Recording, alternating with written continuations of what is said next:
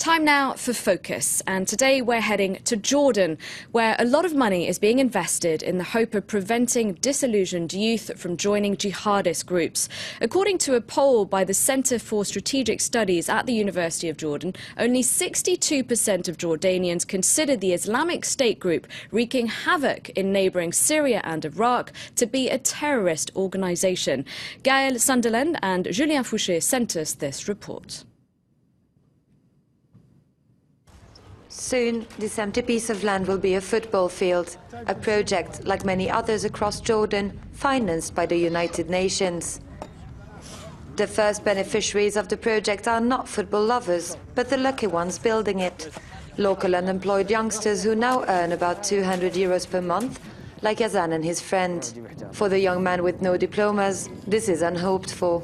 I didn't think I'd ever do this kind of work, but you know, I tell myself, just try to love what you do and give it your best shot. And what about you here? Do you have any dreams?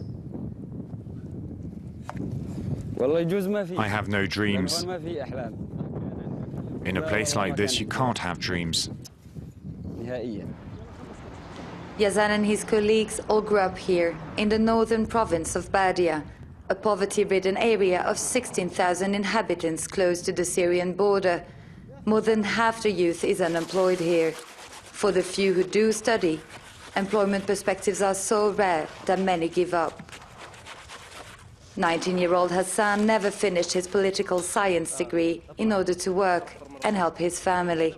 If I wanted to register this semester, I'd have to pay more than €600. No matter what I studied, I'd never find a job anyway. We are too far away from the main cities. This province is completely abandoned. Hundreds of millions of euros are pouring into Jordan. The objective, preventing the youth from becoming ticking time bombs in the heart of America's closest ally against jihadists. For the international community, the country's stability must be ensured at all costs. They know and they recognize the importance of supporting the socio-economic situation in Jordan. It's very important to keep Jordan stable within this turmoil that is surrounding us, and the youth, when they are unemployed, they will be vulnerable, they will have weakness, which will be an entry point for terrorism groups to radicalism activities, and this is what we want to avoid in this country. Memories of this summer's protests are fresh, images that the government would rather forget. Thousands rallying across the country and pledging allegiance to the Islamic State group. Some 2,000 Jordanians have joined the fight in Syria, like these jihadists burning their passports. Some of them, though, never face financial difficulties. In this cozy apartment lives a well-off Jordanian businessman. His 19-year-old son had just graduated from high school when he suddenly disappeared. Shortly after, Ali was shot dead during a clash in Syria. He was kind, he helped people, he loved everyone, and everyone loved him.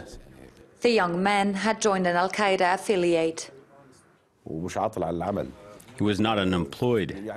He was pushed by his belief that it was his duty to do something about what was happening in Syria, and that he should help his Syrian brothers.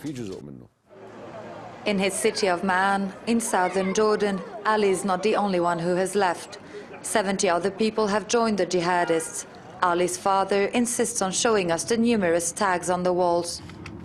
Look, this is the neighborhood of the martyr Ali Abdullah Salah.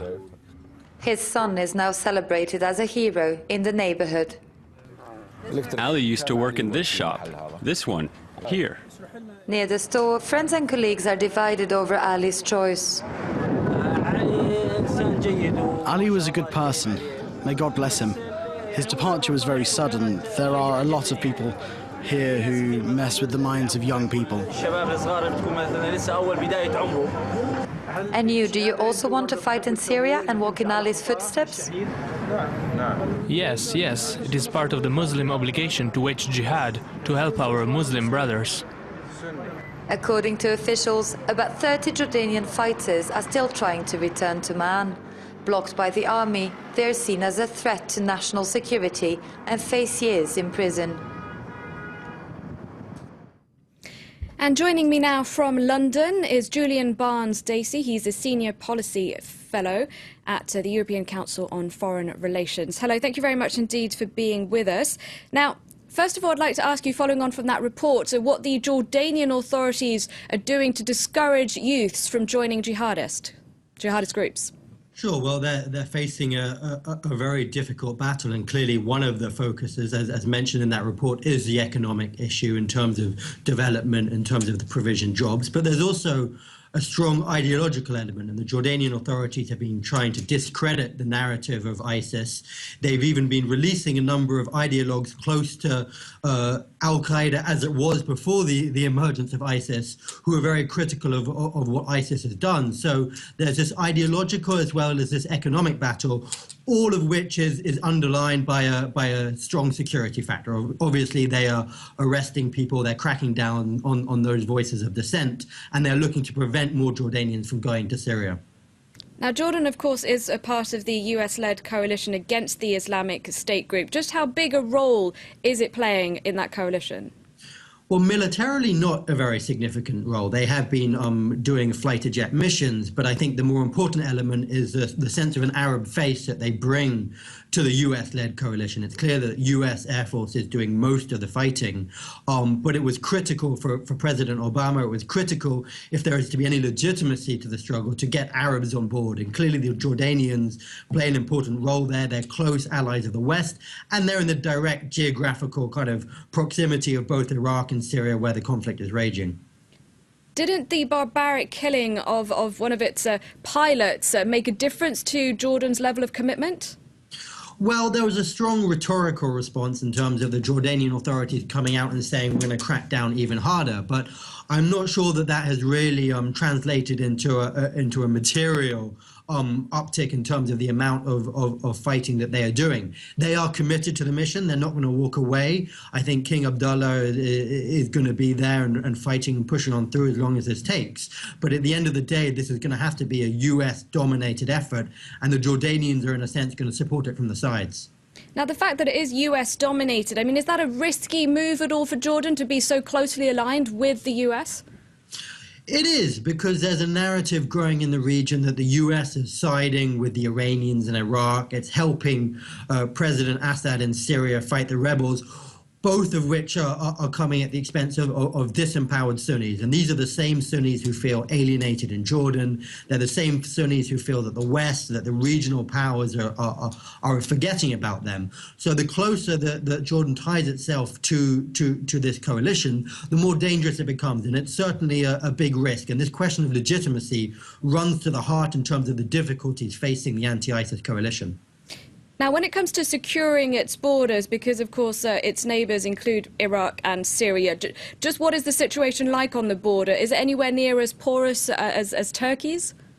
No, it's much more controlled, and certainly on the Syria front, the Jordanians have made a strong effort to contain, to control, to monitor who's going in and out, and they've been much more successful than the Turks, which is one reason you haven't seen this proliferation of foreign fighters, of jihadist groups in the south. And at the moment, they're watching very carefully, monitoring the armed groups, the support that is going in from Jordan into southern Syria, of which there is quite a lot, to ensure that it goes to groups that they want to be working with closely, who are seen to be more moderate than some of the more extremist groups in the north. Are you confident that Jordan will remain stable? Jordan faces real challenges. It's next to Jordan, it's next to Iraq, it's next to Syria. There are as many Jordanians fighting in Syria in terms of foreign fighters pretty much as any other country. You have economic grievances, you have a strong kind of ideological support base within Jordan. So it's the longer the conflict goes on in Syria and Iraq, the more risk that Jordan faces. And I think there's a real question of how they'll be able to manage that threat unless the circumstances ameliorate very quickly. OK, Julian Barnes, Daisy, thank you very much indeed for joining us from the European Council on Foreign Relations for today's Focus segment.